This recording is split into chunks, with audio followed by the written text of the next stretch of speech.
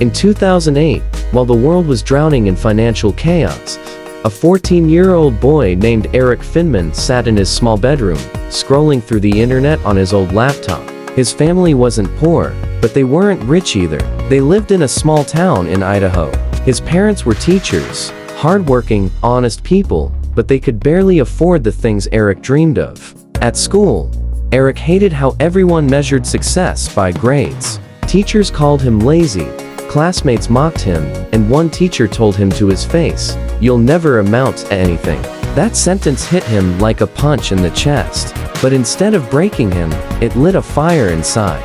That same year, he overheard his older brother talking about something strange, a new kind of money that wasn't printed by any government. It was called Bitcoin. At the time, one Bitcoin cost less than $1. Nobody cared about it. People laughed at it. But something about it caught Eric's attention. He didn't understand much about economics, but he understood one thing: the internet changes everything it touches. And he believed Bitcoin could do the same for money. So he made a deal with his grandmother. She had promised to give him $1,000 for college someday. But Eric didn't want college. He wanted to take a risk. He begged her to give him the money early. She hesitated, but gave in.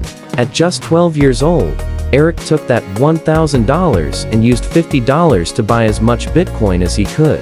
Back then, it wasn't easy. You had to go through weird websites and trust people online. But he did it anyway. Then he waited. He watched Bitcoin rise, then fall, then rise again. Everyone said it was a bubble, a scam, internet magic. But Eric didn't sell. He believed in it with everything he had. By the time he turned 17, Bitcoin had exploded. His tiny investment had grown into over $100,000. He dropped out of high school and told his parents, "I'm not going to college. I'm building my own life." They were furious. They thought he was throwing his future away. But Eric had a plan. He took his Bitcoin profits and started an online education company called Botangle, designed to help kids learn from passionate teachers around the world. Within months, the site gained traction. Students signed up. Investors started calling. A year later, he sold the company for 300 Bitcoins. At the time, Bitcoin was around $200 per coin. So he became a teen millionaire. Not because he was lucky, but because he believed in something before anyone else did.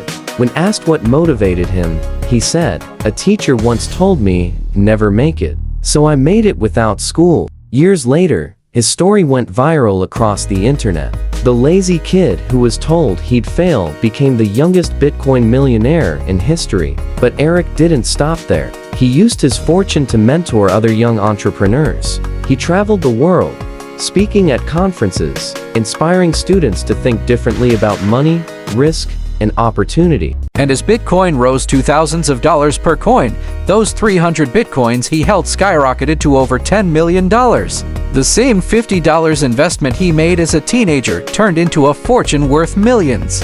What's the lesson here?